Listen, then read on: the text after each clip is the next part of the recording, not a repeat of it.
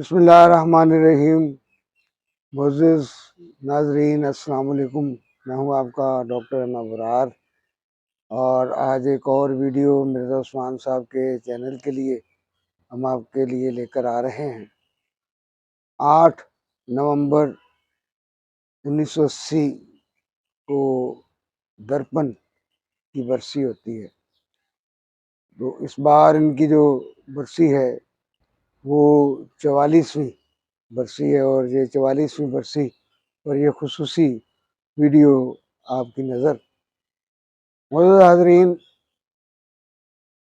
दर्पण का असल नाम सैयद इशरत अब्बास था।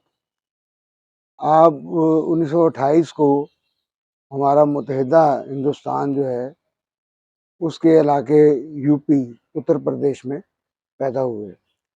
आपका जो ख़ानदान है वो सैयद ख़ानदान था और आप दरमियाने दर्जे के लोग थे, यानी मुतवसत तबका से आपका ताल्लुक़ था। इत्तेफाक की बात ये देखिए कि आप 4 भाई संतोष कुमार, दर्पण, एस सुलेमान और मंसूर, चारों का ताल्लुक जो है वो शोबिस से। संतोष कुमार अपने अहद का एक बड़ा नाम, दर्पण भी एक बड़ा नाम, मंसूर को इतना नाम कमा नहीं सके ये फ़न अदाकारी में, लेकिन एस सुलेमान जो हैं वो इन सब से बढ़कर रहे और डायरेक्शन में उन्होंने बहुत सी बड़ी बड़ी फिल्में दी। तो लेकिन आज हम बात करेंगे सैयद इशरत अब्बास दर्पण की। तो ये बहुत खूबरू और बहुत खूबसूरत हीरो थे। इनका मिजाज बड़ा धीमा था, अंदाज इनका बड़ा धीमा था। ये आम जिंदगी में भी रोमानवी मिजाज रखते थे और जब फिल्मों में आए तो फिल्मों में भी इत्तफाकन ये हीरो की हैसियत से आए और इनकी जो ज़्यादातर कहानियाँ बेस करती थी वो घरेलू कहानियों पर बेस करती थी, जिसकी मिसाल जो है सहेली है, बाजी है, दुल्हन है। तो आप ये देखें, ये तीनों फिल्में जो हैं अगर आपने देखी हो तो ये तीनों फिल्में जो हैं वो एक औरत की कहानी है, एक औरत के गिर्द जो है वो घूमती है। ये दौर वो दौर था 60-70s का, जब जो है वो लाइट फिल्में बना करती थी और जिसमें जो है वो एक्शन बहुत कम हुआ करता था और उसमें जो है वो ज़्यादातर ज़ोर जो है वो कहानी पर और म्यूज़िक पर दिया जाता था। और उसमें जो तीसरी चीज़ थी वो होती थी किरदार निगारी, और किरदार निगारी के हवाले से दर्पण को ऐसी फिल्में मिलने का मौका मिला जो उसके अंदर जो है वो हीरो की हैसियत है, जिसका मैंने पहले बात की, और रोमानवी हीरो के तौर पर। आपकी खुशकिस्मती ये है कि आपकी जो है वो 1960 में सहेली फिल्म जो है वो सुपर डुपर हिट हो जाती है और उसका म्यूज़िक जो है वो बड़ा मकबूल रहता है। उसके 2 गाने तो इतने मकबूल हुए कि आज भी लोगों को याद है। वो उसका एक गाना जो कहीं 2 दिल जो मिल जाते, बिगड़ता क्या ज़माने का, वो 2 गाना था। और दूसरा जो गाना है वो सब लोग जो हैं वो जानते हैं कि हम भूल गए हर बात मगर तेरा प्यार नहीं भूले। तो अगर उसकी आप कहानी देखें, उसकी कहानी बहुत मजबूत लिखी गई, उसकी डायरेक्शन बड़ी मजबूत हुई। ये वो दौर था जब एक टीम बनकर काम किया जाता था, क्योंकि हमारा मुकाबला जो है वो इंडियन फिल्म इंडस्ट्री के साथ था और इसलिए जो है वो क्या है, नाम भी इस तरह के रखे जाते थे ताकि वो जो है हिंदुस्तान में इनकी जो है वो फिल्में देखी जाए। जैसे दर्पण जो है वो इनका नाम जो है वो नहीं था, इशरत अब्बास था। तो दर्पण इसलिए रखा गया है ताकि हिंदुस्तान में जो फिल्में लगें तो वो भी उसको इस हवाले से जो है वो क्या है देखा जाए कि एक ऐसा स्टार है जिसका नाम दर्पण है। ये भी एक वजह थी, लेकिन सबसे बड़ी वजह जो थी वो ये था मुकाबला। मुकाबला बड़ा शदीद था कि हमारे हिंदुस्तान और पाकिस्तान के दरमियान जो है वैसे भी टसलबाजी थी और ये फिल्मों में भी एक मुकाबले का रुझान था। तो उन उन दिनों ये जो थे ये आर्टिस्ट ये बड़े मकबूल हुए, संतोष कुमार और दर्पण। और दर्पण की जो है वो फिल्म फिर बाजी, बाजी ने जो है वो क्या है कमाल कर दिया। तो सहेली और बाजी ये दो ऐसी फिल्में थी जो ब्लॉकबस्टर फिल्में रहीं और एक ऐसा ट्रेंड सेट हुआ कि जिसमें जो है वो नैयर सुल्ताना और दर्पण को जो है वो इकट्ठा देखा गया और वो बड़ा पसंद किया गया। और इसके अलावा भी बहुत सारी फिल्में हैं जो नैयर सुल्ताना और दर्पण इसमें जोड़ी की तौर पर आए, उसमें दुल्हन बड़ी नुमाया है। अब इत्तेफाक की बात यह है कि 1960 में एक सहेली फिल्म जब लगती है तो वो उसका शोहरा जो है वो दूर दूर तक जाता है और बहुत उसको पसंद किया जाता है और उसमें ये हीरो की हैसियत से थे। और जब एक आर्टिस्ट रिकग्नाइज हो जाता है तो वो फिर आर्टिस्ट ये चाहता है कि मैं पब्लिक को उसी तरह उसी तरह का नजर हूँ जिस तरह का वो देखना पसंद करते हैं। तो 1962 में इसी टीम की, एस एम यूसुफ की टीम की एक फिल्म शुरू होती है, औलाद। तो औलाद में मरकजी किरदार जो है वो नैयर सुल्ताना का था। नैयर सुल्ताना माँ बनी थी और क्या वो माँ बनी है, यंग टू ओल्ड कैरेक्टर था। पहले वो बीवी, फिर उसके बाद माँ। उसमें दर्पण को कहा गया कि आप ये फिल्म करें, तो दर्पण साहब ने ये कहकर इनकार कर दिया कि मैं यंग टू ओल्ड कैरेक्टर नहीं करूँगा, मेरे फिल्म बीन मुझे बुरा नहीं देखना चाहते। उन्होंने अपने फिल्म दिनों के लिए ये कुर्बानी दी।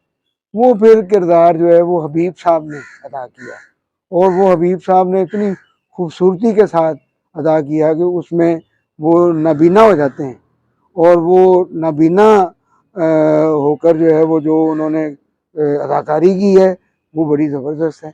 लेकिन उसमें जो सबसे ज़्यादा मजबूत किरदार था वो किरदार जो है वो नैयर सुल्ताना का था और वो वहीद मराद की वो हीरो की हैसियत से वो पहली फिल्म थी और उसके भी बहुत गाने जो है वो हिट हुए और उसका म्यूज़िक जो है वो बड़ा शानदार म्यूज़िक रहा।